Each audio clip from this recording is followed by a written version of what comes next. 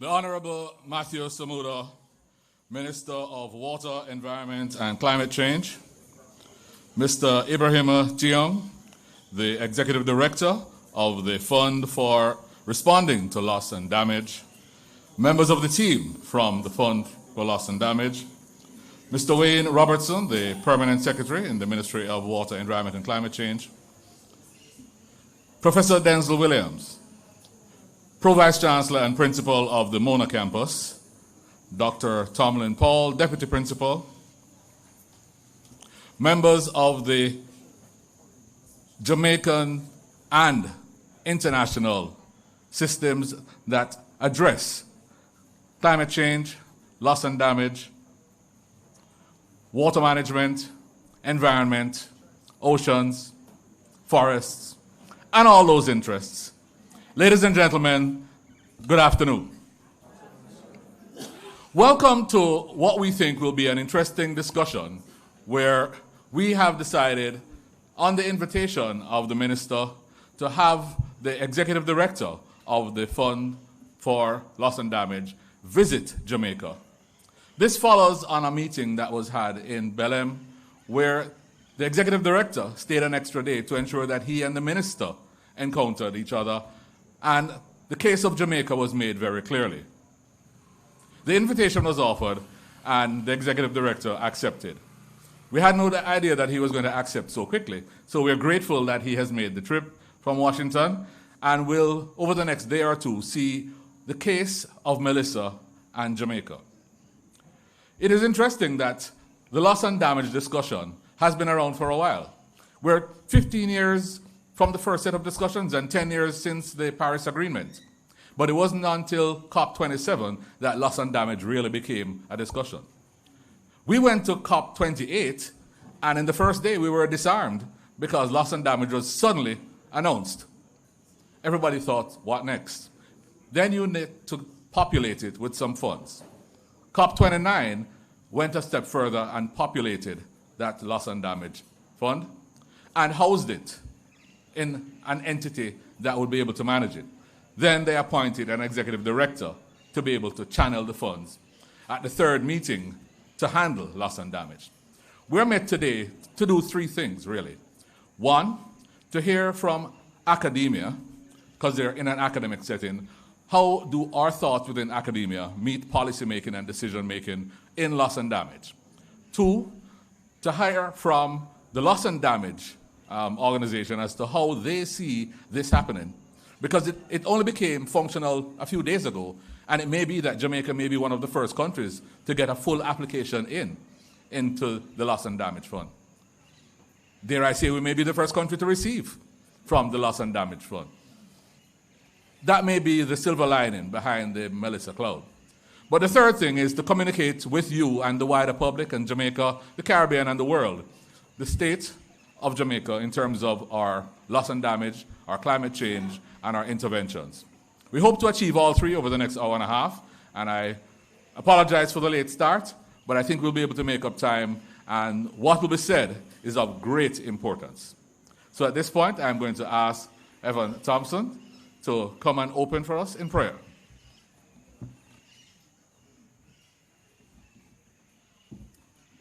Thank you very much, Mr. Chairman, and a very good evening to all of us. Let's just bow our heads for a word of prayer. O Lord God, Heavenly Father, and Creator of the earth and all within it, we acknowledge your presence this evening. You are the one who sustained our lives, making it possible for us to meet together for this public lecture this afternoon. We are filled with praise of your goodness, thanking you for blessing us with the beauty and the bounty of nature. As we work together to right the wrongs of our brothers and sisters, we are confident that we are one with you, as you taught us to pray for your will to be done on earth as it is in heaven. Grant us, Lord God, clear vision and willing hands, and the wise words to create change in the hearts of mankind. We recognize the challenges posed by a changing climate, which threaten our very existence, and our concerns are active for our residents in Western Jamaica, who have been brutally battered by Hurricane Melissa. We continue to pray for quick and wholesome recovery in line with your will for your people. Forgive us for our selfishness and pride, and lead us in the path of righteousness, we pray. We thank you for your favor, for your strength as we build and rebuild together. As we meet today, give us clear insight and build your kingdom, establishing justice here on earth with the godly wisdom that is revealed. Be honored and glorified, mighty God, we pray. Amen.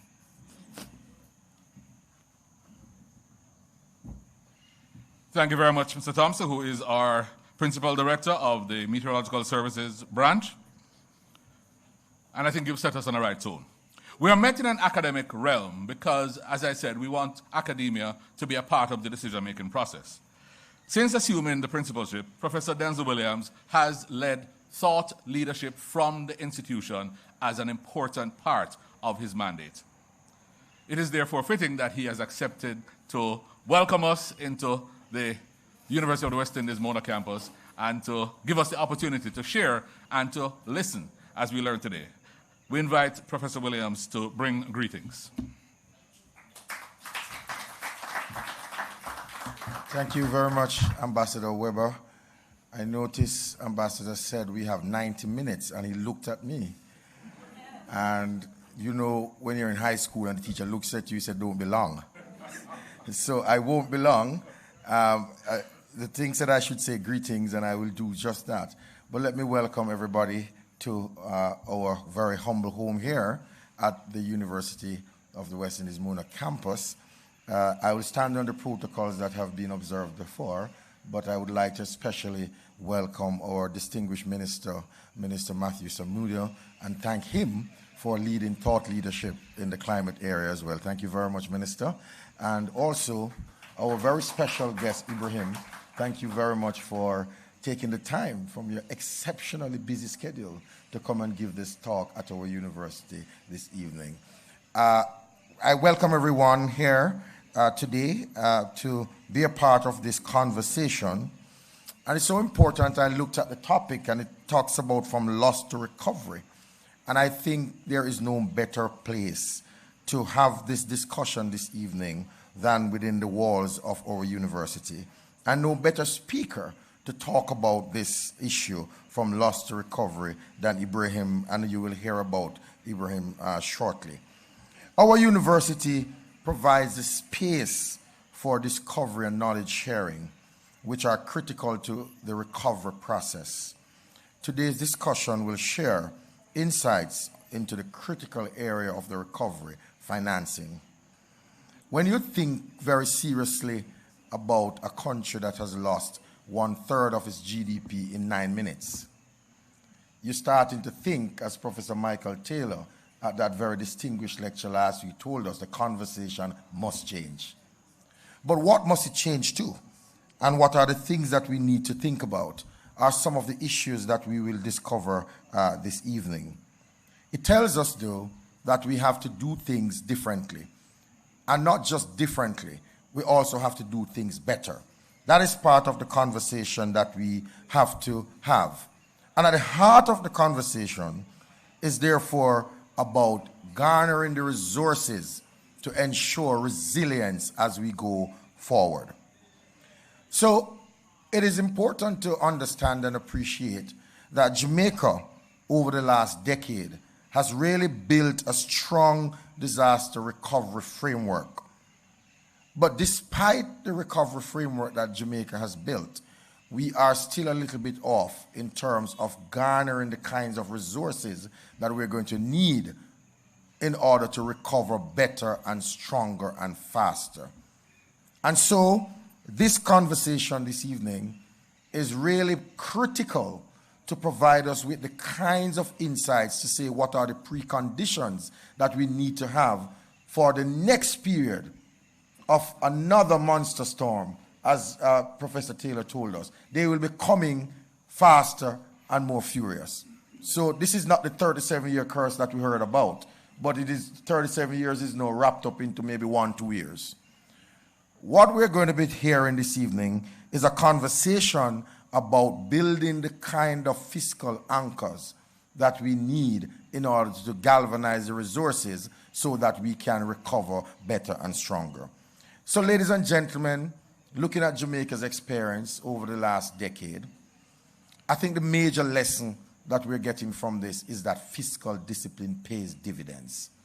Because if we did not have the kind of fiscal anchors that we have built over the last decade or so, the truth is that recovery would be even harder and be much more out of sight for us. We are at a place today where recovery, while the technical work is being done to get us better and stronger, we can say happily that in terms of galvanizing the finances to do that, we are very close to that place. And that is really the result of strong and dedicated fiscal anchor that gave us a foundation from which to build. So, Ibrahim, we look forward to your talk this evening. We want to hear more about how we build more resilience into our disaster framework, and more importantly, how we get cheap financing to recover faster and stronger. Thank you very much. Welcome again to our university.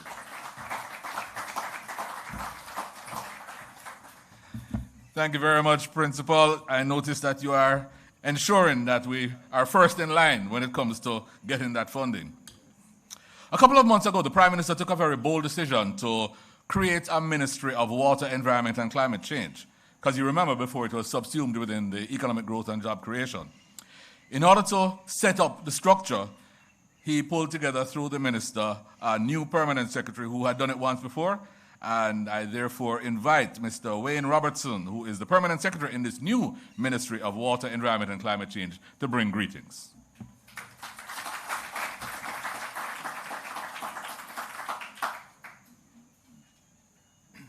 Thank you, Mr. Chairman, Ambassador Weber. Ladies and gentlemen, permit me to recognize these very important persons. The Honorable Matthew Samuda, MP, Minister of Water, Environment and Climate Change. Mr. Omar Newell, MP, Opposition Spokesperson on Environment and Climate Change. Professor Denzel A. Williams, Principal and Pro-Vice Chancellor of this August University, the UWI Mona. Dr. Tomlin Paul, Deputy Principal. Professor Michael Taylor, Professor of Climate Science and Dean of the Faculty of Science and Technology. Of course, our esteemed guests. Welcome, sir. Welcome to paradise, as I said to you at the airport. Mr. Ibrahima Sheikh Diong, Executive Director of the Fund for Responding to Loss and Damage, FRLD, and your team members. Can give them a nice welcome. Jamaican welcome. Permit me to also recognize Mr. Omar Sweeney, Chairman of the Rural Water Supply Limited and Managing Director of Jamaica Social Investment Fund, JSIF. Mr. Christopher Weems Stone, Chairman of NEPA. And I'm also seeing Mr. Leonard Francis, the head of NEPA, CEO. Also from our ministry, we have Mr. Kevin Carr, Acting President of the National Water Commission. Mr. Ainsley Henry, CEO and Conservator of Forests. Mr. Peter Clark, Managing Director of the Water Resources Authority. Ms. Mura Bennett, Acting Managing Director of the Rural Water Supply Limited. Dr. Sharon Morrison, Director General in the Ministry of Water, Environment and Climate Change. And Gillian Guthrie, Chief Technical Director. Mr. Evan Thompson, Principal Director, and Mr. Omar Alcock, Principal Director for Climate Change. I also wish to recognize the staff and students of this great university, stakeholders from civil society. Many of you are here assembled. Welcome, distinguished ladies and gentlemen, media partners, and all Jamaicans who have taken the time out of their very busy schedule to join online, whether they are here or abroad in the diaspora. I greet you all very well. It is with profound pleasure and honor that I bring greetings on behalf of the newly established Ministry of Water, Environment and Climate Change at this public lecture under the theme From Loss to Financing, Climate Resilience for Vulnerable States in a Post-Disaster World. This theme could not be more relevant and urgent and timely for Jamaica and the Caribbean in particular and the wider small island developing states worldwide in general. Today, we gather at a crucial juncture in our shared journey towards a sustainable future. Climate change is no longer a distant threat. It is a reality that manifests in devastating floods, hurricanes, and rising sea levels. These events not only threaten lives and livelihoods, but also impose immense economic costs, losses that are often overwhelming for communities and nations alike. In recent months, Jamaica has been reminded yet again, remember now, Beryl last year, of the scale and severity of climate impacts. The devastation caused by the Category 5 Hurricane Melissa underscored a difficult truth. Even with sound macroeconomic management and development progress, a single extreme event can set back decades of gains. And we can have another lecture about that. All the gains Jamaica has made economically, all the indicators moving in the right direction. But, this Category 5 hurricane has significantly impeded us to move even forward stronger. Hurricane Melissa caused devastating physical damage in Jamaica, estimated by the World Bank and IDB at roughly $8.8 billion. And this is 41% of Jamaica's 2024 gross domestic product figures, making it the costliest storm in history, though this figure focuses on physical damage, not wider economic losses like lost revenue or full reconstruction costs, which are expected to be much higher. The damage was very severe and extensive. Many homes and infrastructure were destroyed, lives upended, and hopes dashed. The path from loss to recovery is fraught with challenges, but it also presents opportunities. Opportunities, ladies and gentlemen, to build resilience as a nation, to innovate as well, and to foster a future where communities are better prepared and more adaptable to an uncertain climate future. Resilience is not simply the ability to recover after disasters, it is the capacity to anticipate risks, and that is where we need to shift the discussion. Mitigation of risks, to withstand shocks, to adapt systems, and to transform the way we plan, invest, and govern. It requires, however, resilient infrastructure, institutions, communities, and financing systems that respond quickly and predictably when the unthinkable occurs.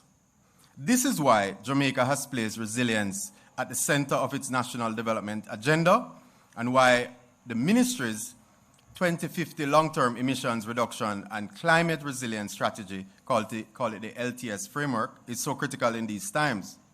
The LTS framework, ladies and gentlemen, provides a long-range vision that integrates climate resilience with low emissions development. It helps us move beyond short-term responses and instead to plan systematically for a future where climate risks are higher, more frequent, and more complex.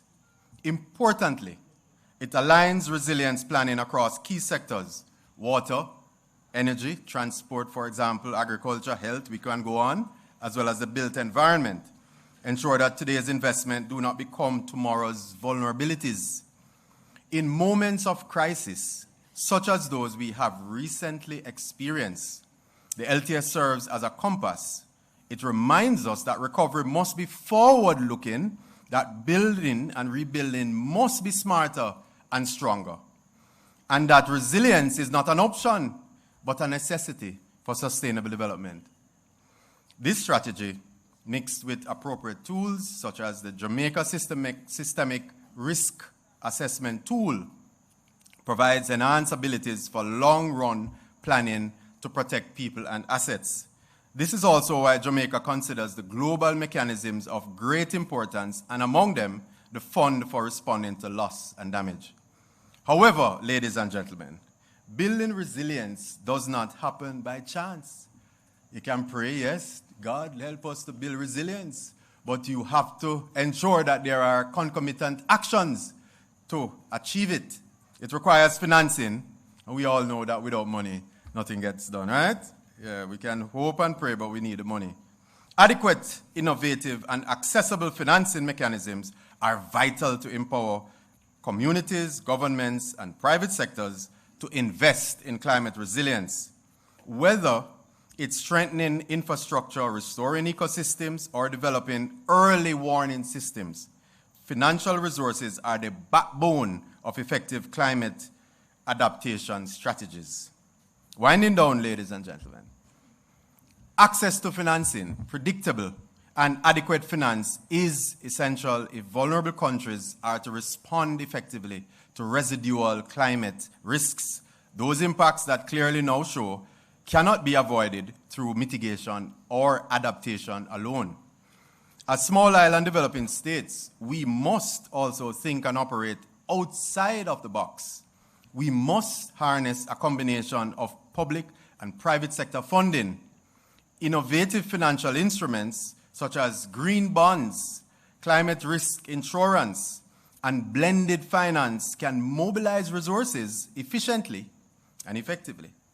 International cooperation and climate finance commitments like those outlined in the Paris Agreement are essential to ensure that funds reach the communities that need them the most.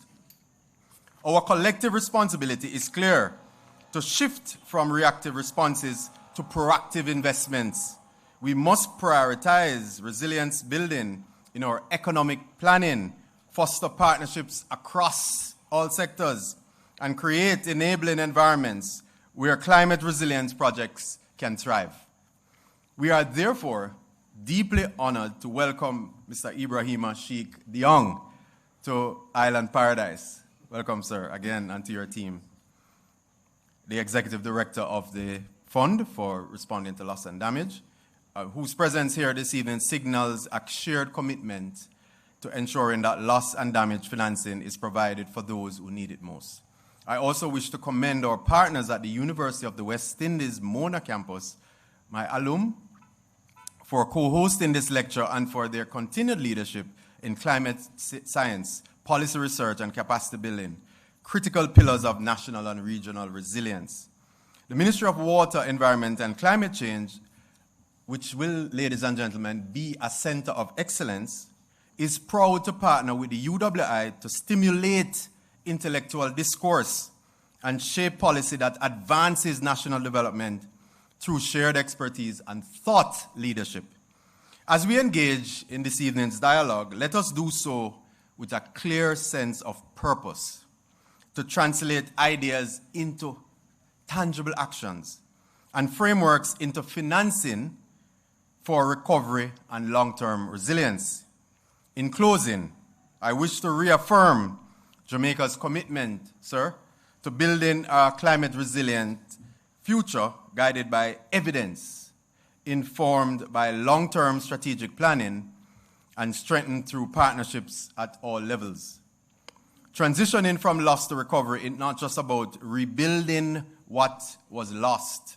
It's about creating a resilient foundation for future generations. By investing wisely in climate resilience today, we pave the way for a safer, more sustainable world tomorrow. Let us all commit ourselves to mobilize the necessary resources, to innovate boldly, and to act with urgency, because the cost of inaction, ladies and gentlemen, is much too high, and the benefits of resilience are boundless. I look forward to the thought-provoking, stimulating, and insightful presentation that will ensue. Thank you, ladies and gentlemen.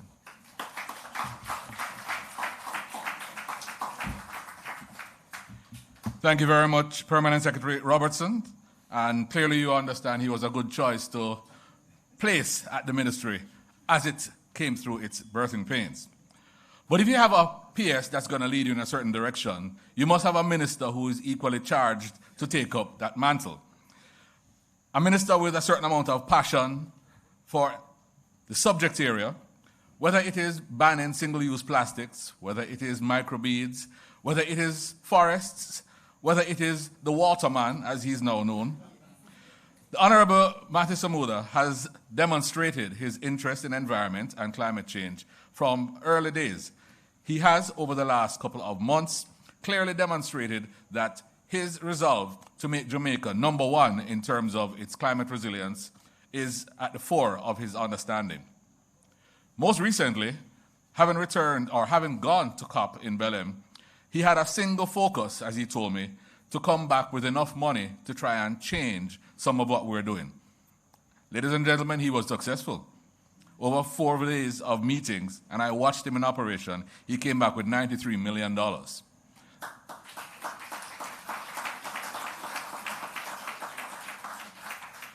That didn't go unnoticed because just last week we were in Nairobi, and you would now know that Honorable Matthew Samuda has now been elevated to the President of the United Nations Environment Assembly, which will bring together environmental MEAs over the entire globe for the next 2 years, a responsibility which will take him to the world, but we think bring the world to us.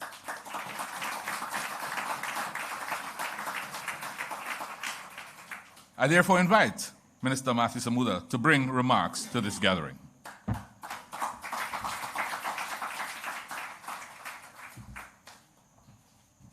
Thank you, Ambassador Weber. Allow me to acknowledge Manayard Professor Denzel Williams, Principal and Pro-Vice Chancellor of the University of West Indies. And of course, special guest this evening, Professor Michael Taylor, who will also address us. Allow me to acknowledge my permanent secretary, Mr. Wayne Robertson, and thank you for that comprehensive presentation.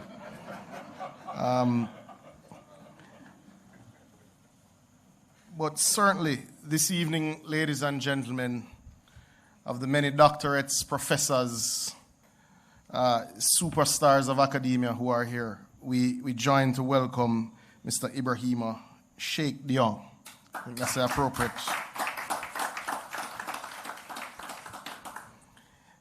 You see, for all that has been discussed, the problem that we face is an extreme one. And it's not just a problem of understanding or a problem of culture or a problem of behavior. It's a problem of finance. You see, for a country like Jamaica with 70% of its population living within 5 kilometers of the sea, a population of that 70% living on low-lying areas, some below sea level, a population which is limited in its scope to move. The scale of what we face is unprecedented. It does affect our collective future. It is why I am happy that we are joined today by my counterpart from the opposition, Mr. Omar Newell. The lights are in my eyes. I'm not sure where you're seated. Welcome, Mr. and Mrs. Newell.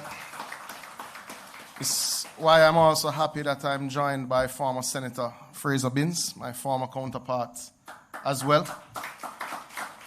Because when you have a problem which is outside of the financial capacity of your current economic activity, it requires bipartisan discussion.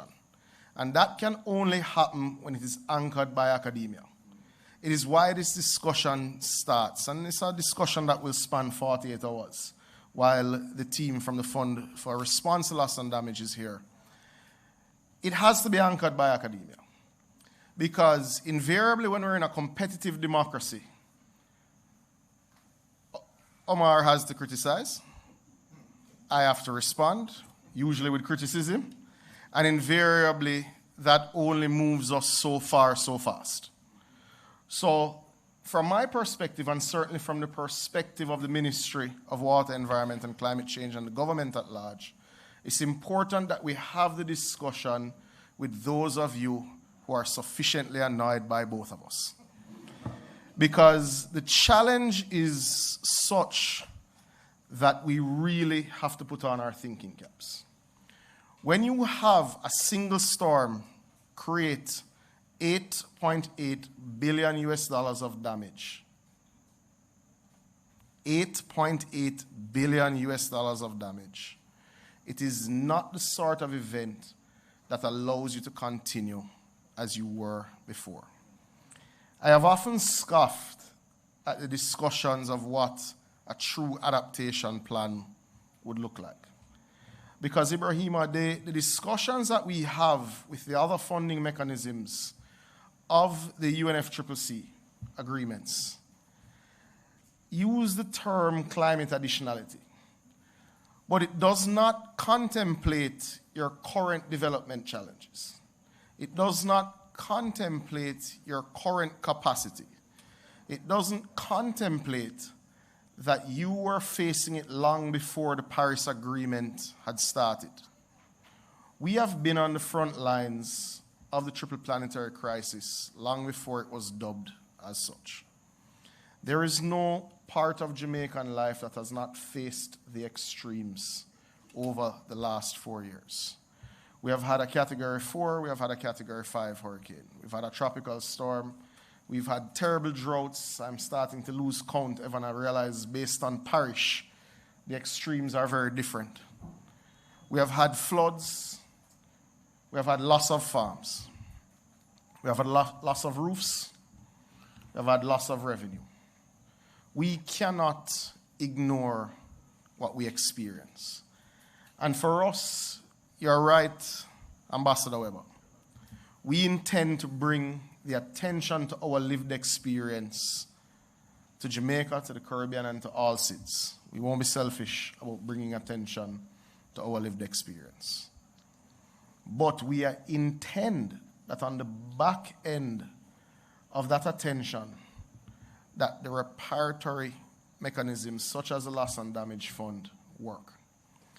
Because everyone in this undercraft can tell you that all of the mechanisms that we've agreed on through UNIA, through varying COPs, haven't worked as we anticipated. Certainly haven't worked as we had hoped. So before us now, we would hope as the sun sets on 2025, will be a new rising. And I think your visit to Jamaica, a single day after the fund is open for application, is indeed a good sign. And I would also like to acknowledge your team, juxtaposed against other teams, not because we are asking the IDB, hint, hint, to send a message, but very simply because we have seen the multilateral bureaucracies absorb funds with no real tangible results for SIDS and LDCs. It is unique to see a fund be agreed at COP 2028 and to see a fund operationalized before COP 30. That is a very unique thing, ladies and gentlemen, and it is a credit to Ibrahima and his team. It is further a credit that a mere few weeks after COP 30, that fund is now able to accept applications from nations which have experienced loss and damage because of climate change. And for that, we felt it was very important, especially after Hurricane Melissa, that we invited you and your team, not just to see the extreme devastation, but also so that Jamaican academia and Jamaican bureaucracy could acknowledge the work that you have done, because I know the role of those who have gone before. We have called for the Loss and Damage Fund from the Paris Agreement was signed. We expected it would have happened a lot earlier. But we do have to acknowledge your team's solid work. But as you prepare mentally to go into what is a disaster zone, we think that it has to be said. We didn't create this crisis. We didn't create a storm that had wind gusts measured over 250 miles an hour with 13-foot storm surges that cost lives. But we did submit projects to the international agencies with the remit to help us build resilience before this storm came. Some are 3 years into submission. Some of those projects would have saved lives. Jamaica is not going to be shy about telling its public, locally, regionally, and internationally, about when it submits projects that build resilience, that allow us to adapt to the changes in our climate that have already taken Jamaican lives. So for us, we're happy the Loss and Damage Fund is here. But the funds that are responsible for mitigation and adaptation need to catch up with you, Ibrahima. They need to do what they were intended to do. And we will not be shy about that. Jamaica isn't a perfect actor in the global environment in terms of implementing its environmental reforms. But we are resolute that we will act in a manner that defends our national interest, our regional interest, and certainly the interest of all SIDS and LDCs. Ladies and gentlemen, the post-Melissa reality is a different reality. We've lost sisters and brothers, we've lost towns, and we have to change how we build, we have to change how we consume.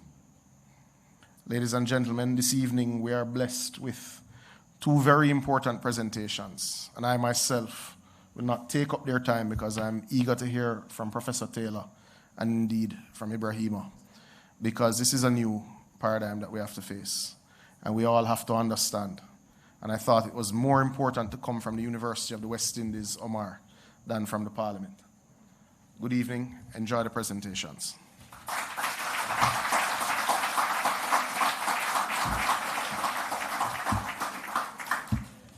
Thank you very much, Minister, and we hear the passion as well as the resolve, and I think the message was sent. PS said that you're here at Paradise, Ibrahima. To give you a little touch of Paradise, we decided to put in one cultural item so the audience could take a breath before Professor Taylor and Ibrahima come with some solid material. A little bit of spice from Jamaica.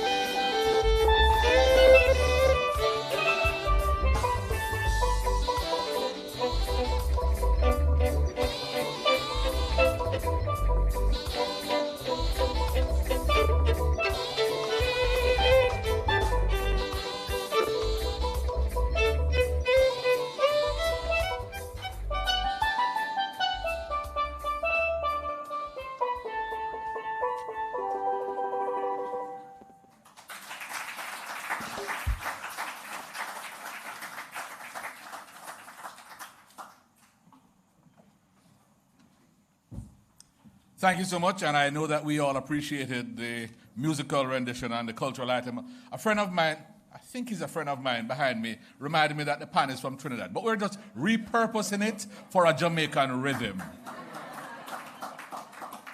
And I know that the first rendition has a special place for Ibrahima, because we talked about Bob before we got onto this stage.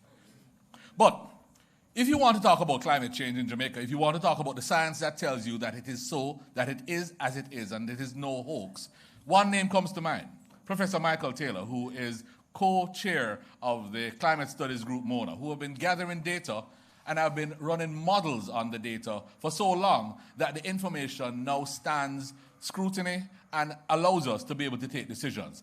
Science meeting policy is what we want to expose ourselves to. I hope that Michael is going to share tidbits of the many things that we have discussed that he has shared in the faculty, that he has shared online. The most recent, of course, is attribution studies that he introduced us to, where with his colleagues, he's been able to determine, so would this hurricane have been as bad as it is or was without human influence, without greenhouse gases, without what we've seen around us? There are now studies that can actually quantify and tell us that the problem is real, setting the stage for why the loss and damage discussion is important, for why the recovery happens. We invite Professor Michael Taylor.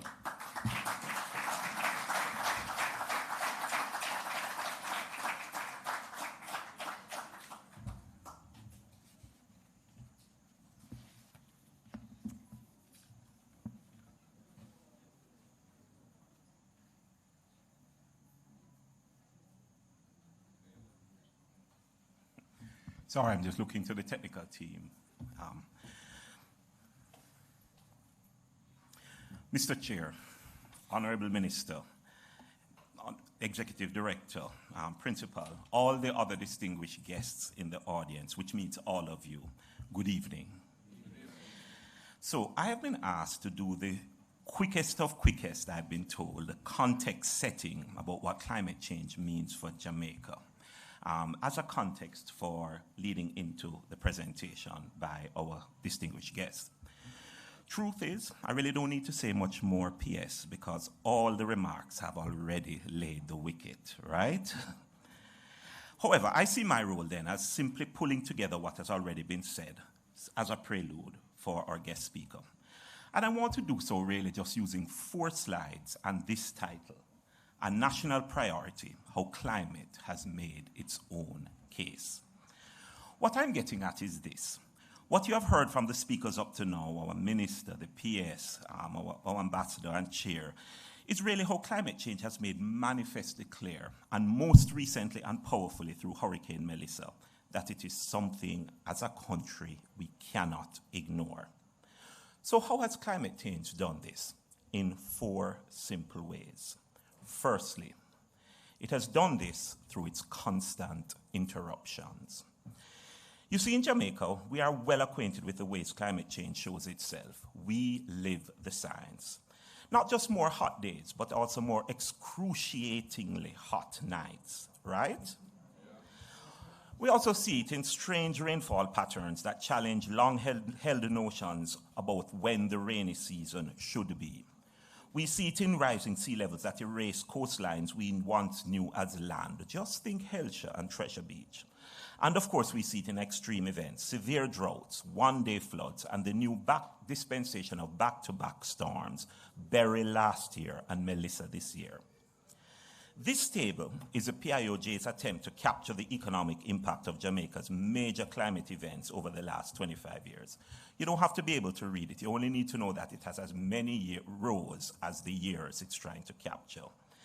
However, if you can, start by looking near at the top, at the near pass of Hurricane Michelle in 2001, and then go to May-June flood rains of 2002, or go to Ivan and Charlie in 2004, with Ivan alone costing what we used to think was a staggering 7% of GDP. Skip to the droughts of 2005 or 2010 or 2014, and note that they are interspersed between roughly 9 other hurricanes and tropical storms, all leading up to Beryl in 2024 and Melissa in 2025. Note also what is not captured: the record-breaking heat summer of 2023 and the long-term toll of sea level rise. We just don't have the science to measure those yet. This slide makes two things unmistakably clear. First, these interruptions are unpredictable.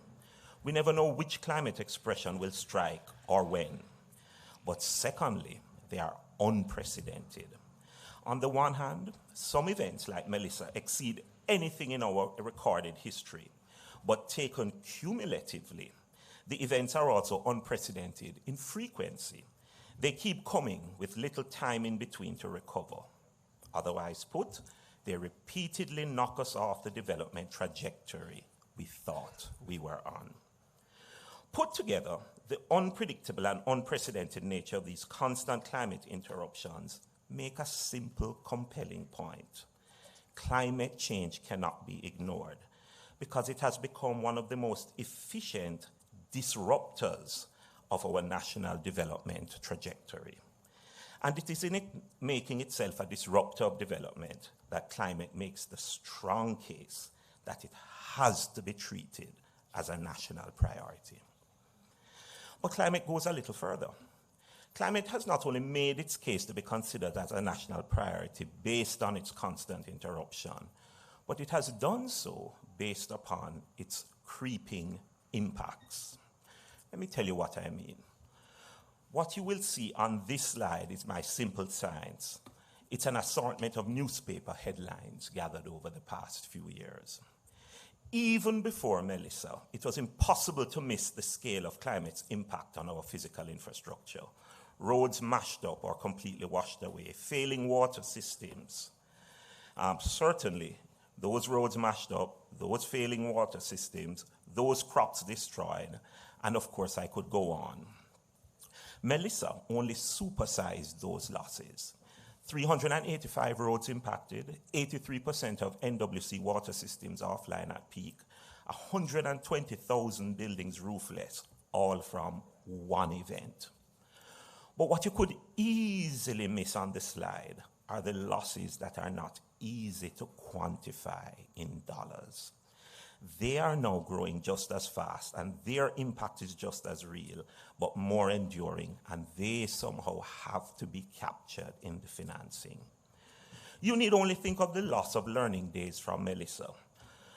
But even from before Melissa, think of the loss of learning capacity because the classrooms have become sweltering furnaces.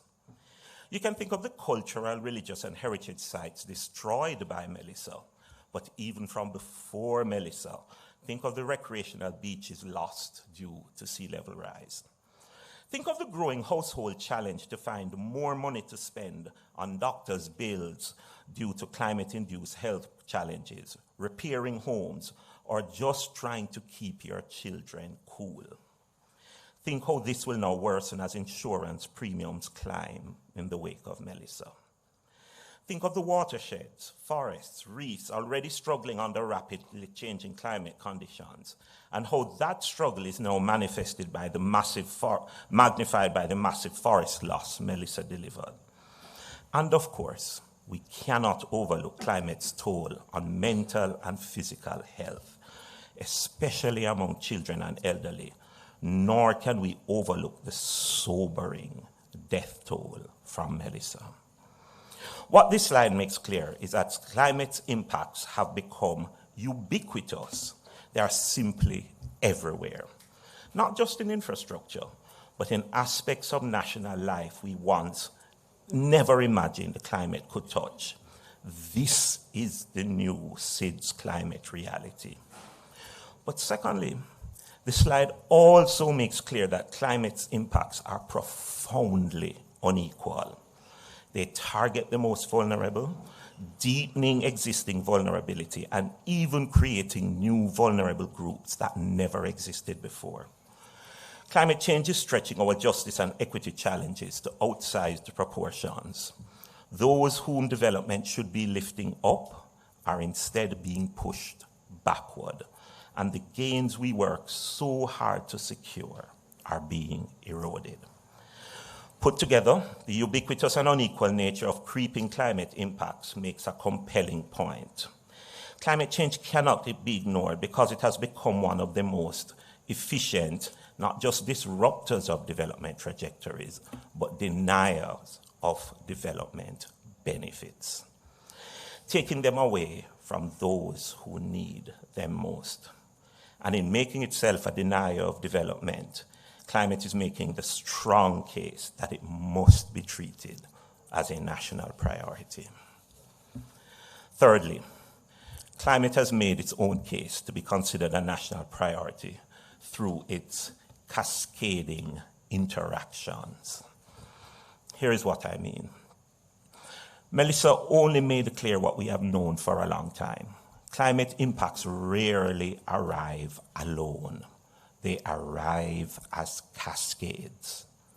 When the energy sector fails, the water sector fails.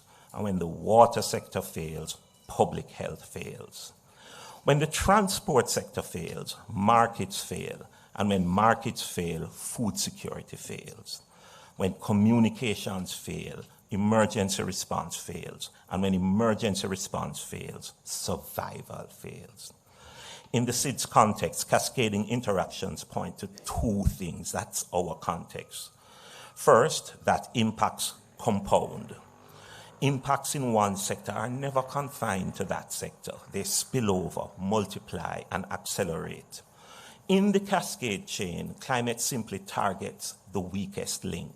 And once that link breaks, the entire system begins to unravel. This means a single climate event can quickly become unimaginable because the failure of one sector can ignite failures in others that were never directly hit by the storm.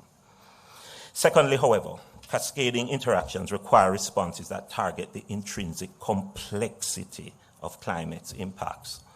We must think about climate in integrated cross-sectoral ways. Unless all sectors are strengthened together, the next storm will deliver losses of 30 to 40% of GDP. Not because we failed to fix the most obvious weaknesses this time around, but because another overlooked downstream sector has become the new ignition point for devastation. In other words, in a cascading system, partial resilience equates to no resilience at all. So why are the SDGs on the screen? Because when climate impacts cascade, every single SDG comes under threat. If you try to circle which SDGs are affected by climate by tracing even the simplest linkages, you would end up circling them all, except maybe SDG 13, climate action. This has serious consequences because the SDGs are the bedrock of our national development aspirations as they underpin Vision 2030. Otherwise put, climate through its cascading interactions is steadily making these aspirations unachievable on their current timeline. So what I'm saying is this. Put together, the compounding and complex nature of climate's cascading interactions make a real compelling point. Climate change cannot be ignored, not only because it's a disruptor and a denier of development, but also because it has become one of the most efficient delayers of our development goals. And in making itself a delayer of development, climate has made the case it must be treated as a national priority.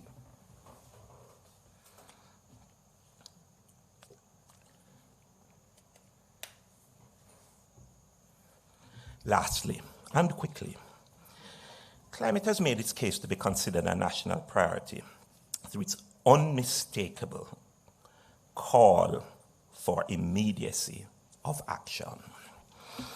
This is captured powerfully in the quote you see on the screen from our Honorable Minister at his recent address at COP30. And let me add my personal congratulations on your recent election as President of the UN Environment Assembly, Minister. These were Minister's words. The next storm is already forming. Our only defense is ambition, financing, and collective will. We call on the global community, especially major emitters, to honor their commitments and safeguard the 1.5-degree threshold. For Jamaica, this is survival.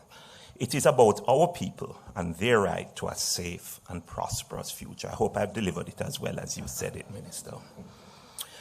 What the Minister said then, in both tone and intention, is that action is needed by all and needed now, if small island states like Jamaica are to survive. But brilliantly, Minister, in that one quote, you also signal that the actions now required must have two essential characteristics. First, they must be comprehensive, covering the full risk cycle. What you said really is that we need mitigation to hold the world as close as possible to the 1.5-degree threshold. You also really said we need adaptation so we can withstand the next storm already brewing. And you also put it right, we need collaboration. Collective will is what you said, meaning every actor, from major emitter to small island state, must play their part. Brilliantly said, Minister. But secondly, the actions, you argued, must be transformative. Where do we see that in the Minister's words? Well, actions are transformative, climate actions, when they are contextual, relevant to the needs, rights, and realities of our people. Actions are also transformative when they are innovative, reflecting new thinking, new solutions, or as the Honorable Minister puts it, new ambition. And that ambition must extend to how we finance these solutions. That is my less than subtle handoff to our guest speaker. He will show us how this framework, new framework, embodies exactly the kind of transformative approach that our climate reality demands. But to complete the point before handing over, climate's call for immediate action, action that is comprehensive and transformative, really makes a fourth compelling case. Climate change cannot be ignored, not only because it is a disruptor, denier, and delayer of development, but also because it has become one of the most powerful demanders of new development solutions.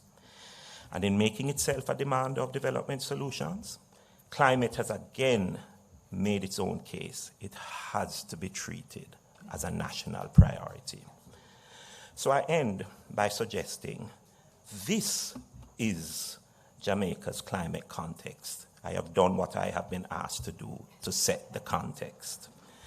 Climate has not only announced itself as a national priority without our permission, it has made its case by presenting itself as Jamaica's biggest development challenge, disrupting our path, degrading our gains, delaying our goals, and demanding new solutions. And so with that context in mind, I hand over to our guest speaker. He will tell us a new way we can respond as SIDS to climate's development challenge. Thank you.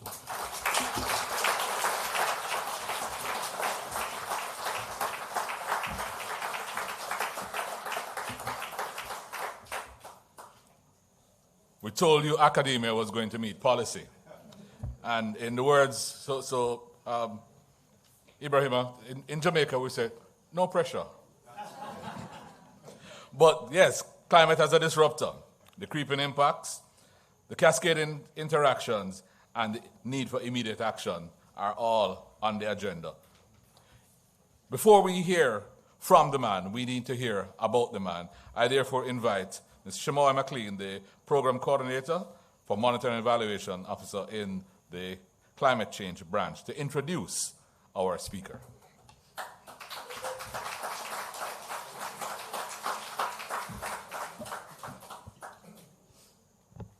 Good evening, everyone. Mr. Ibrahima Sheikh Diong, a seasoned development leader and global policy strategist, is the inaugural executive director of the Fund for Responding to Loss and Damage. His appointment marked a fundamental milestone in the operationalization of the fund, which aims to deliver critical financial support to developing countries most vulnerable to the adverse effects of climate change. An experienced strategist with 3 decades of expertise in climate action, finance, and multilateral diplomacy, Mr. DeYoung is uniquely positioned to steer FRLD's operationalization and ensure equitable support for communities on the front lines of the climate crisis. His career spans across disciplines, combining public service as a policymaker in Senegal, executive leadership roles in public and private finance, and high-impact roles in international organizations such as the World Bank and International Finance Corporation, IFC.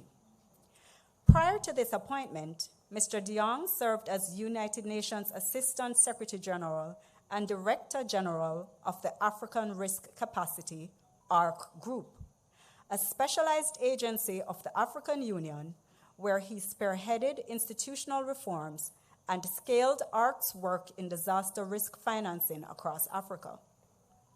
Before joining the ARC Group, he served, amongst other senior roles, as a special representative of the President of the Arab Bank for Economic Development in Africa, on environmental, social, and governance matters, manager at the World Bank Group, minister, special advisor to the President of Senegal, permanent Secretariat of Energy of Senegal, Director General of International Cooperation of Senegal, Senior Africa Banker at BNP Paribas, Chairman of the National Airlines of Senegal, and Africa Director at Booz Allen and Hamilton. Fluent in English, French, and Mandarin Chinese, Mr. DeYoung holds a master's degree in international affairs, specialized in international finance and environmental policy from the School of International and Public Affairs at Columbia University. So, ladies and gentlemen, I'm going to ask you to join me in giving him a good Jamaican welcome as we ask him to come and bring us his remarks.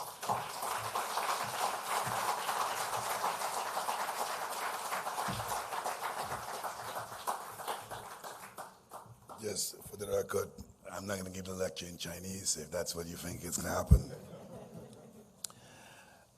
I have to apologize for my voice. In fact, I lost my voice in Washington and I landed in Jamaica and the voice came back. So thank you, Jamaica.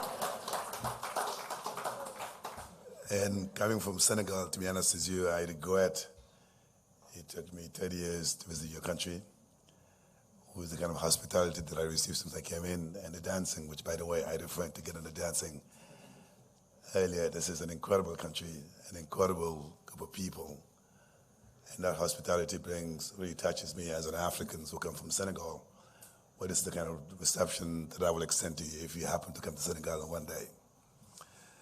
I wanted to start by thanking the Honorable Minister, the Ambassador. I was telling him earlier, a promise made, promise kept. When we met at COP30, I just didn't expect the invitation to come that fast. But knowing the Minister who is the Minister of Action, and the Minister who really wants to get things done, I'm not surprised that he's asked me to come and visit. And since I like to keep my word, and obviously when the invitation came, we decided to come, and that's why I'm glad to be here. You said something that I absolutely appreciate. The fact that you have senators, the opposition in the room, says one thing, that disaster does not discriminate. Whether you are, when the flood comes to an area, I don't think you will ask for your party membership or ask what do you support in the government. I think that's the reason why it's really important to look at this as a global problem, a national problem, where all of us together can definitely try to find solutions to the problems that affect our people. I wanted also to be here for a personal reason, and that is the fund that I have the distinguished ones leading the Secretariat believe our support is not just about funding. It's not just about funding. It's also compassion. It's empathy. It's also solidarity. And when one of us is hurt, it's important for us to be here to demonstrate the solidarity. That's why my presence here is really a testament of the commitment we have at the fund to make sure no one is left behind. And when the vulnerable countries are affected, it's important for us to be here to show our compassion and our support. And that's why, Honourable Minister, I'm happy to be here. I am equally delighted this is taking place at the university. Very much reflective of what we believe at the fund. All the actors and stakeholders should be part of the solutions. And the fact the university is a center of excellence. In fact, the only thing I didn't like, you had me speak after the professor. He was so eloquent. I wish I had spoken before him, so at least, he would be giving the last word. But I think the reflection about the amount of data, research, and information is available in universities, which will help policymakers to make informed decisions. And that is why it's important to have this conversation today, which I'm sure is the beginning of many conversations to come. I was telling my team earlier, sorry if I'm losing my voice, this should not be called public lecture, it should be called public learning. Because I did not come to Jamaica to lecture the Jamaican. What we discuss more than I do, I'm here to actually to learn, so hopefully in the interaction I'll learn more. But I want to make 3 points. One, my observation, at least having been in this for a number of years, some of the core principles that I think are extremely important for moving from disaster, for moving from losses to recovery. And then second, to be very pragmatic, some of the actions that we are taking at the fund to address your concerns, because I heard you loud and clear. So rather than talk about generalities, I can certainly go through the step we've taken to make sure we hurt you, and that's really what this fund is all about. And then last, I want to say a few words how I see the way forward to continue coming up with sustainable solutions in addressing disasters in the most vulnerable countries. I think on the general principle, what I want to put on the table, and this is the Minister has said it eloquently at COP30, when we're talking about the most vulnerable countries, it's not a theory, it's a reality. The seeds, almost on a daily basis, on an annual basis, deal with this problem where we can contribute, but this is really affecting their lives on a daily basis. It's really important to recognize that sense of urgency in addressing the concern faced by the seeds. And that is something, in my view, should be part of any conversation beyond just the negotiations we see at the COP. And the mere fact that it took 30 years to get to where we are, in my view, it's not acceptable. And I hope it's not going to another 30 years for us to get to the billions so we can support the seeds. Having that recognition, that acknowledgement is really recognized that this is a problem that affects the lives of many people, particularly in the system of the LDC. I think second principle, equally important, I was in Doha last week and I was part of a panel and a conversation about how do we build trust with the communities that are affected by disasters. And the point that I made was that, number one, it's important that when we deal with the communities, we don't just show compassion when the camera is on. There's often time that we go and visit after disasters. The camera is on, we say all the right things, and then we don't move to actions. So to me, that trust can only be built if collectively we keep our word and our commitment to making sure that the communities we're trying to support understand that what we're doing is not just for the camera, but we're doing it also to affect the lives of people. I think we can build that trust by making sure we honor our commitment. If you say we're going to mobilize $150 billion, can't be just word. It has to be converted into actual funding so we can make commitment and support countries. So that trust can only be built by making sure that the commitment we make in international conferences, in international events, is actually that with honoring those commitments we get the resources. And going back to what I said earlier, this is a question of life and death in some of these countries that are affected. It's really important that we recognize those commitments need to be honored. I think that trust also is recognizing there's a human face to climate change. I think the professor made that statement eloquently. In some of these countries, whether in Africa or Latin America or here, we talk about the lives of people, their livelihood. We're talking about a flood, a drought. So to the extent that recognizing that human face of climate change, in my view, has an impact on the sense of urgency, has an impact in the action that we take and make us less bureaucratic, and make us more tangible in providing solutions, and I think that trust is important. I think it's important also in the response, and this is where academia meet policymakers. I've seen a lot of countries in Africa and other parts of the world where extreme weather conditions, extreme actually warning systems are available, early warning system, but they're not utilized by policymakers make decisions. I was given an example that in Madagascar, when the country faced tropical cyclone, the fact that the government was able to move 5,000 people from harm's way before the tropical cyclone hit, they saved lives. So early warning system is not just about science, it's about saving lives. And I hope the conversation you're having here with academia will continue to provide the policymakers the tools that they need to be able to at least save the lives of many people who are affected by climate change. I want to address the last principle is that how do we come up with sustainable financing instrument that actually address disasters in general. I think the minister made the case. It's not a one-size-fits-all, but recognizing the fact that most of the countries that are affected by climate change are not necessarily responsible for what happened, I think there's a consensus that in looking at this instrument, starting with a grant as a way of not adding a debt burden to the countries that actually responsible for climate change, it is a good starting point. But unfortunately, there's a limitation to what you can do with grant. So the question, what are the other instruments that we need to explore in making sure countries have access to a menu of functional instruments so they can actually respond adequately? Grant is one thing. There's a limitation of what you can do with grant. But can we actually look at the financial architecture of the MDBs whereby international financing is such that they are accessible to those who need them and a much more cheaper rate so they can actually finance what they need. Let's face it, when there is a disaster, rebuilding the heavier infrastructure is a huge investment. No matter how much grant you put on the table, you cannot actually finance that rebuilding.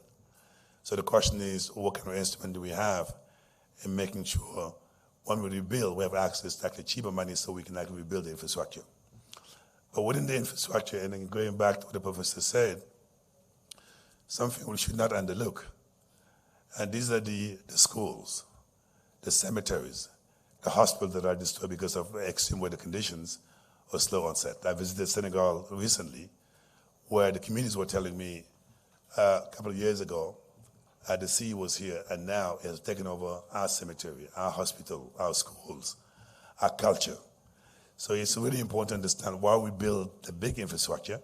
It's also important to understand some of these basic infrastructure affect the life of people, and that should be part of the solution as well. Now, for somebody who has been running for 4 years a parametric insurance in Africa, whereby we can provide support to countries to make premium more affordable, make sure countries actually have an option to take up a policy so that when a particular disaster hit in a trigger, they get access to financing. That could be also part of the solution to the extent that some of these countries who cannot actually afford to pay the premium, part of the solution would be to at least, either through grant or other instrument, to make it possible for countries to really be able to at least access biometric insurance. So the message I'm trying to convey is that the solution comes from a diversity of instruments that you can deploy as a country and making sure those instruments are deployed in a timely fashion so no one's left behind. Now, while we do that, and this is something that the minister has said over and over again, and this is my favorite quote, it's what I call the AAA of climate finance. It's affordability, accessibility, and availability of funding. There is nothing worse that a particular country dealing with disasters. Billions are announced, but they're not accessible to those who need them. There's nothing worse than hearing billions of dollars, but they're not available. There's nothing worse than billions of dollars where you have to save your people, but they're not accessible. And that is why, collectively, it's really important that as these funds see the day, and the minister has been very eloquent in saying this, and other funds understand that, and that is that you mobilize billions, but that billions need to be available to those who need them. Now, let me say a few words in terms of what we're doing concretely as a fund in addressing the concern of Jamaica and the seed countries. Number one, I often believe the only way we can be successful, it has to be country-led. In other words, it is not our business to dictate or to lecture any country in terms of what is the unit support for. So the country have to decide what are their priorities, what are their needs, and we can bring in the support and making sure the country is at the forefront of the solutions being provided. And that is really what the fund believe, the country-led, country ownership, that's the only way we can actually be successful. I think second thing we've done to address your concerns, if you look at our early intervention that we're launching, a minimum of 50% is actually allocated to the states and LDCs. And that is recognizing the vulnerability of those countries. And that comes from the fact that the LDCs and the seed, for a number of years, in many platforms, have made the case. If you're serious about loss and damage, start for those who are affected the most, and that's why that minimum allocation, again, is a reflection of addressing your concern as well. Third concern that we address, what we've just launched, $250 million, is grant only. You're not borrowing money to access our funding. You're not using that to go and buy a policy for parametric insurance. You're not using that for guarantee or equity, whatever instrument that you have. And that is recognizing in our early intervention, we should not be adding any burden to the countries likely that have not created the problems that we're trying to fix. Again, that's addressing your concerns as the seat in terms of what do we put on the table as well. I think last but not least, equally important, and that is recognizing the importance of complementarity among the climate funds. The worst that could happen to countries like Jamaica, we actually duplicate our efforts to the extent that actually, instead of actually empowering the governments and making sure we provide the resources, it is, I think, counterproductive for the funds like ourselves and GCF and others to really waste a lot of time trying to compete in some of these countries and so on. And that's why we are committed to working together and making sure when we come to a country and the country knows what they want, knows their priority, our support is really to provide the support needed to make sure actions are taken as well. I think something that we also value at the fund is accountability. It is not about just providing fund and saying inshallah or amen. It's really providing funding to come back and just keep track of the indicators of impact, of success. So we can actually claim that our resources have saved lives, have saved livelihood, have rebuilt infrastructure, have made a difference in the lives of the communities and so on. And this is areas where you should hold us accountable, so to make sure at least as a fund, we're not just talking, but we talk the talk, walk the walk, so we can be impactful.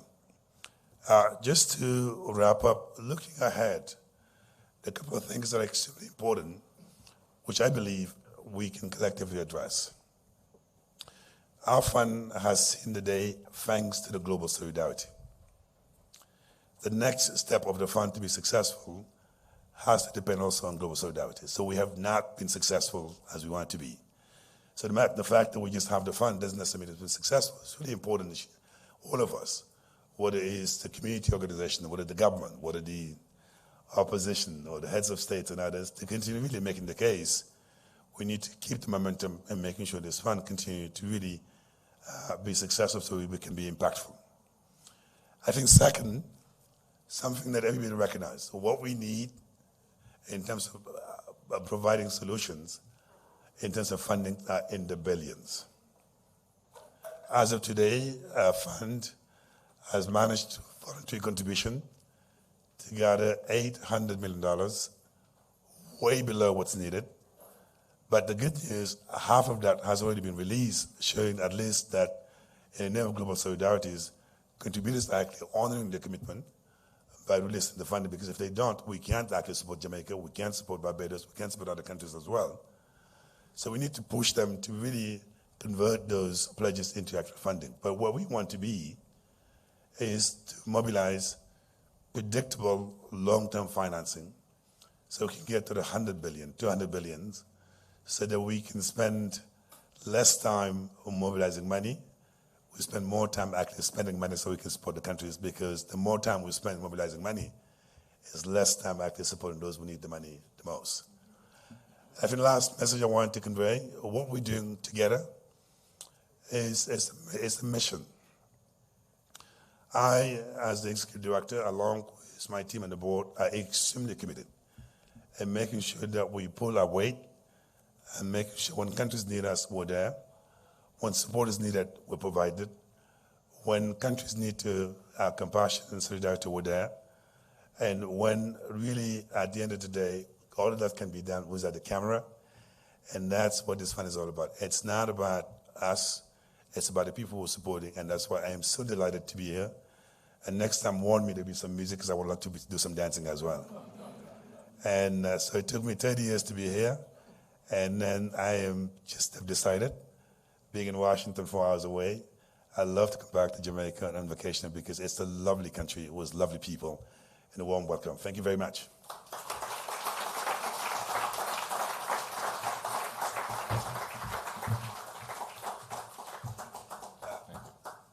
I'm supposed to take some easy questions. You know what to do. Thank you very much, Ibrahim. You can walk the walk, talk the talk, and you can dance the dance. So we've heard the scene setting, and we've heard some of the responses in terms of country-led. I really am impressed with the minimum of 50% for SIDS and LDCs. Well, the fact that there's 800 million promised and only 400 million there and only 250 million available, we need to work on that part. But the commitment is there and the accountability is there. Ladies and gentlemen, let us, first of all, give Ibrahim another round of applause.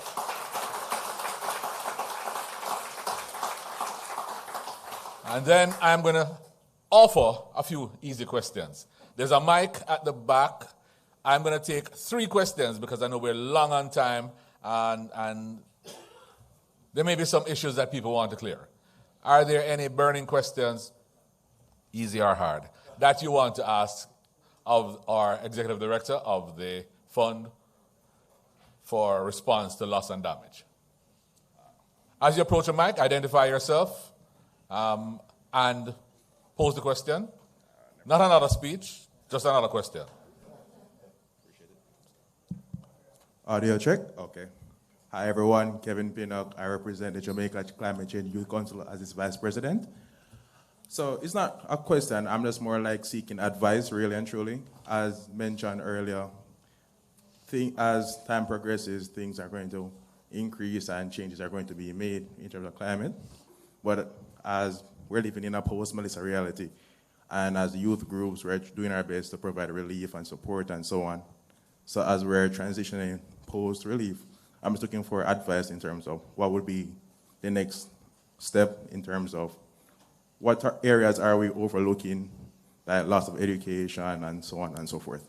So as the lecturers and so on, what advice would you give the youth to pursue?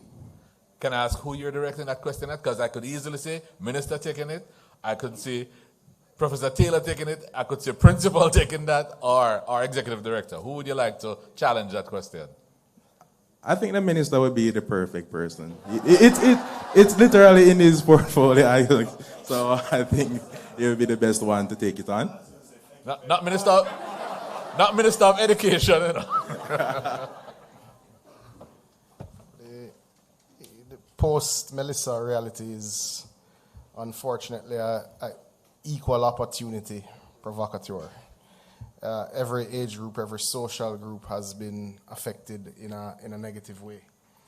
And the way we're going to recover is going to take detailed, deliberate, well-planned thought, but it's going to take financing. And I would like to focus this evening just on how we mobilize the financing for the steps that we have to take. One of the biggest challenges is going to be how we recover from learning loss. In the post-COVID generation, this generation is probably losing more learning hours and more classroom hours and more interactions than any other I can imagine. So that means your generation's leadership to engage and galvanize and bring youth together is going to be even more important. And even the process of bringing people together isn't free. The chairs don't rent themselves, the screens don't rent themselves, and guest speakers don't fly in by accident, right? So the first thing to note is that we thank you for your service and for being here.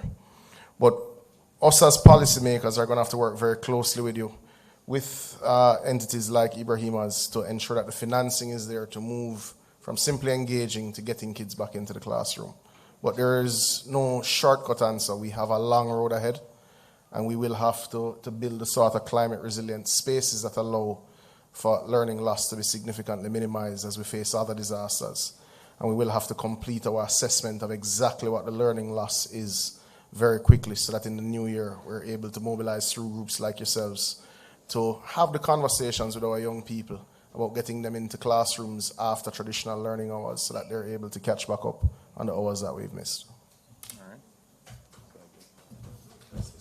Thank you very much, Minister. I see Ibrahim wants to take an easy question. So Yeah. Well, in fact, I just wanted to use the opportunity just to inform the gentleman who asked the question at our board, because we believe in transparency, inclusiveness, particularly involving the civil society. We actually have observers that sit in our board proceedings, and some of the association actually happen to be a youth organization involved in climate. And within our board proceedings, actually we have a session called Dialogue with the Civil Society. And our intention of doing that is just make sure we hear these voices that come either from the youth, from gender, and the community. So I strongly encourage you to really reach out to our team dealing with governance and the board affairs and make sure you can be part of the conversation, because we do actually consult with the civil society, and it's our way of making sure that no one is left behind in the consultation and designing responses.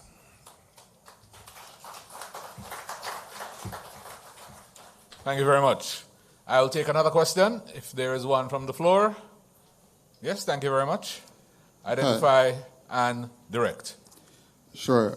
Nicholas Key from Key Farms. I guess this is for Dr. Taylor or Professor Taylor. I was more curious, at least deep diving into your work, if you are thinking about the variables related to climate change in the context of ecosystem services. And if you are, how are you then including things like biodiversity data in your assessment for how our nature-based assets are being reported on, especially for different funds like the Loss and Damage Fund? Prof. Taylor?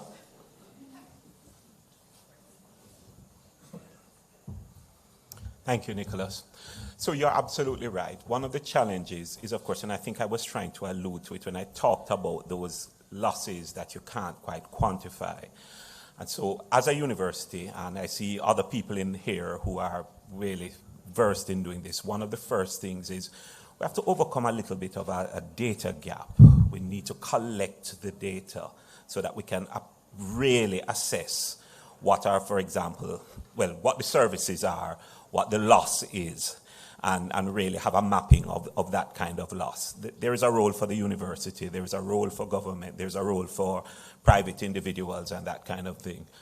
And then once we can have that kind of assessment, so there is a whole role for research, it begins the step for integrating it, certainly within the framework to be addressed. I would speak just briefly about one way we are trying to do that and to bridge this gap. I think the chairman spoke earlier about the JSRAT, the Jamaica Systemic Risk Assessment Tool. This is a really innovative tool that the government has invested in to try to assess risk, they assess the risk.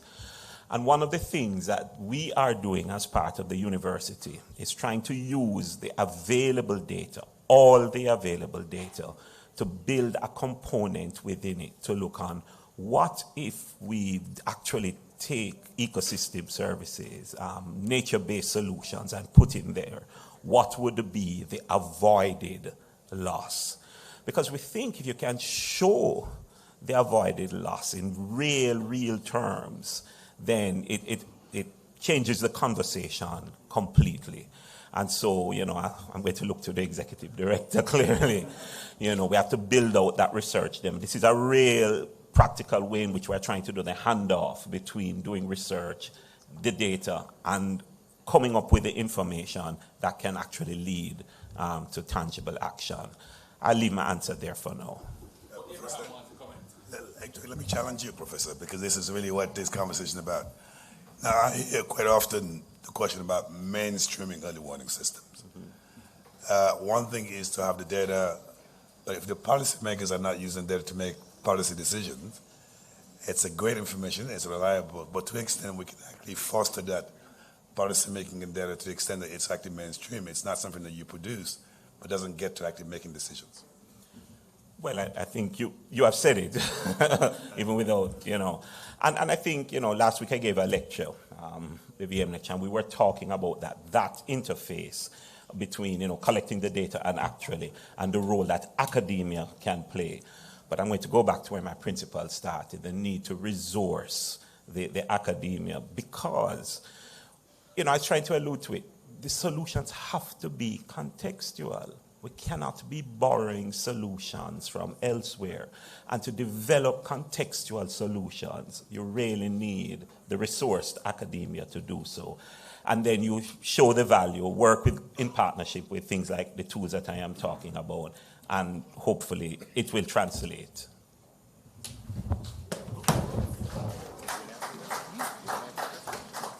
Thank you, Prof. Taylor, and thank you, Ibrahima.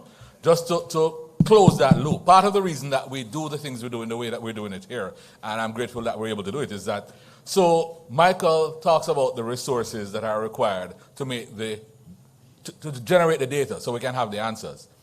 There are researchers, and I'm looking at many of them in the room, who are generating biodiversity data that needs to be put into that kind of framework. And without pushing Minister too far, I know that there are plans to supply the university with added computer power to be able to do that. But I think loss and damage fund might be the place that helps us get there. So I'll take one more question and then we will close. Yeah. Well, I know you're the half, Marvin. So. Okay, good evening, colleagues. My name is Everton Hannam. I'm Secretary General of the Jamaica National Commission for UNESCO. Two questions. Everton. Okay, one is second part. So I think missing from this important discussion is the presence of the insurance companies, the Lloyds of the world, because when it comes to financing, they definitely have to be at the table in questions like that. That's the first part. And the second comment would be to see how we can bring the UN family together instead of working in silos. Because there are still some of the UN agencies that are working in silo. And the idea of having this discussion therefore needs to be front and center in many or most or all of the UN agencies. Those are my comments. Thank you. Well, I'm not sure if it's a comment or a question, but because we have spoken about insurance, I don't know, Ibrahim, if you want to mention anything about insurance and as an opportunity, because you did talk about 3 ways of doing it. Well, I think the bigger question that he raised is really working with the UN and all these other agencies. One of the things that I have not done, and I think the minister can certainly testify to this, if you look at the early intervention that we're launching, we actually have simplified the process of accreditation, where we did not actually wait 5 years to put the accreditation framework in place to start doing business.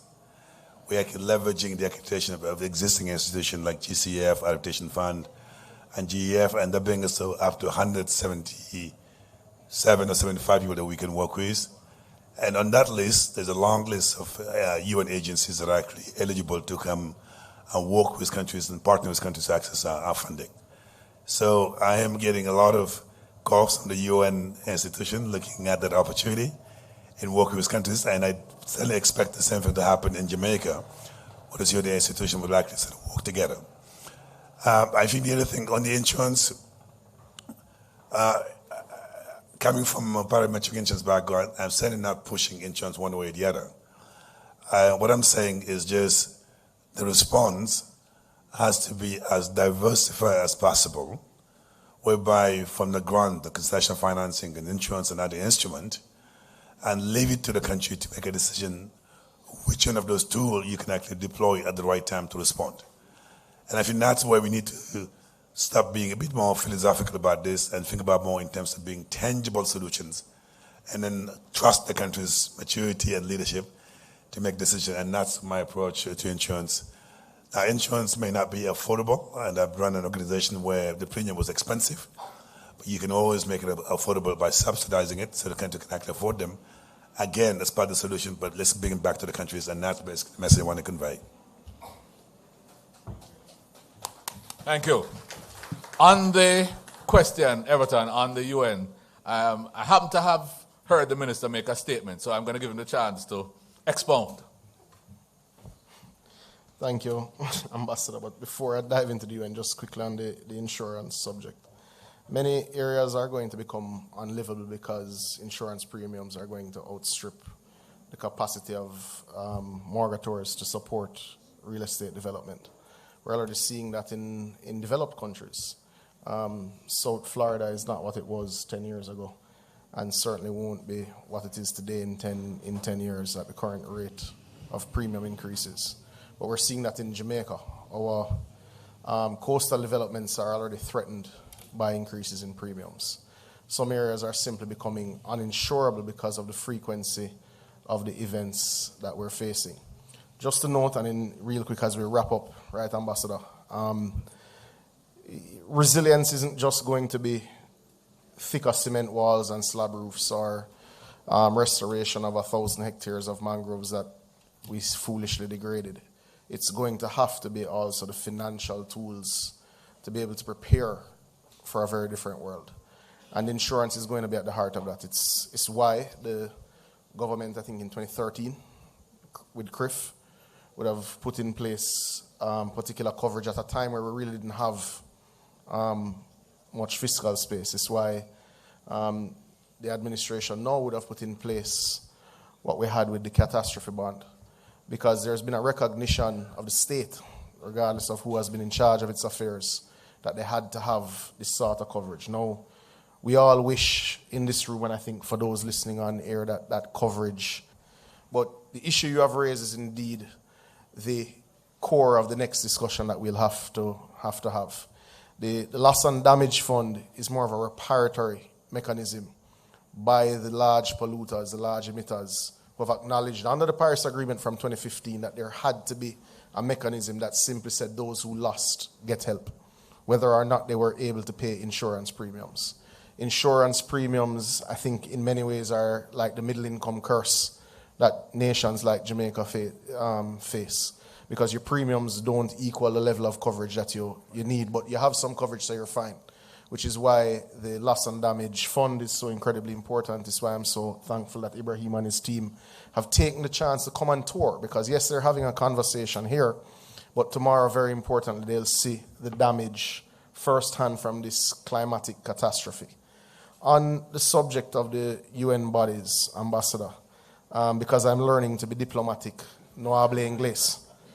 But in all seriousness, the reality is that we all have to learn to work together in a much more harmonious, simple way, because in this multi-hazard environment, mechanisms like the UN are going to be incredibly important to coordinate the resilience building and the response when resilience doesn't keep up. So I think that's a good place for us to leave it, for us to move on.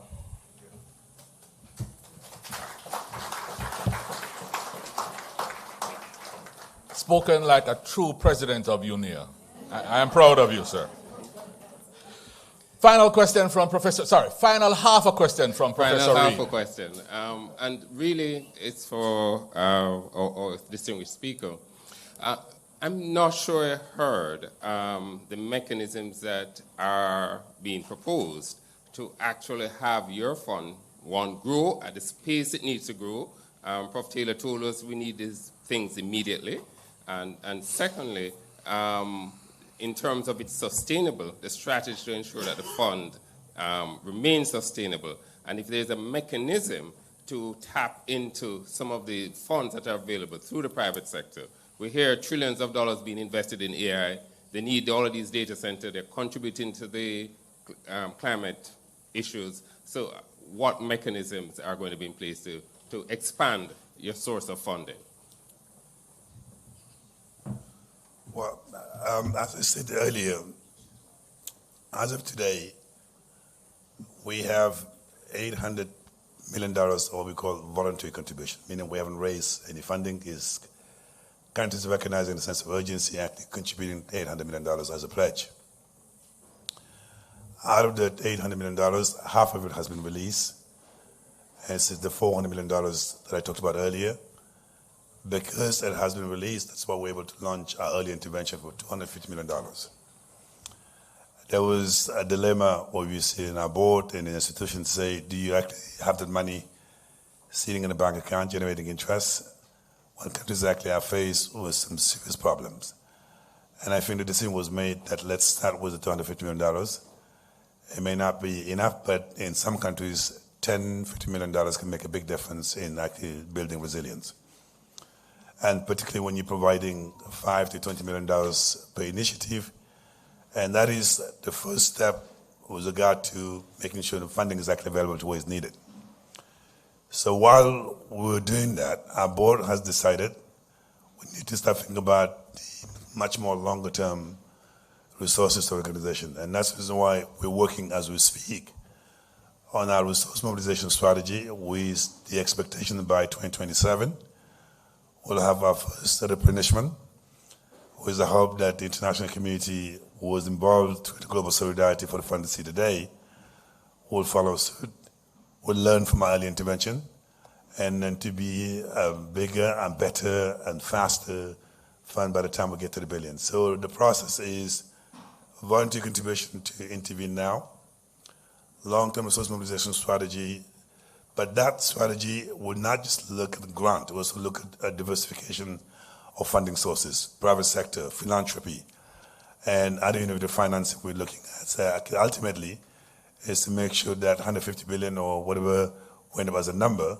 will come from different sources so we can actually provide the support needed. So I will certainly continue to update Jamaica and all the other countries, the progress we're making, but we're mindful this fund cannot afford to be running out of money because what we're dealing with is so important that money should not be standing in the way to providing solutions, and that's why we're very committed to mobilize long-term resources.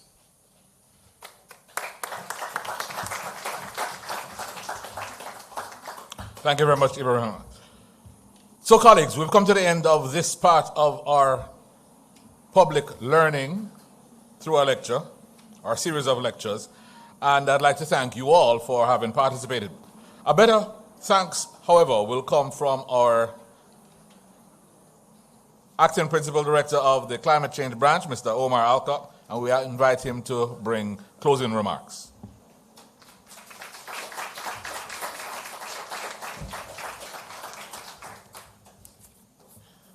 I believe, ladies and gentlemen, this has been a wonderful evening well spent. Would you agree?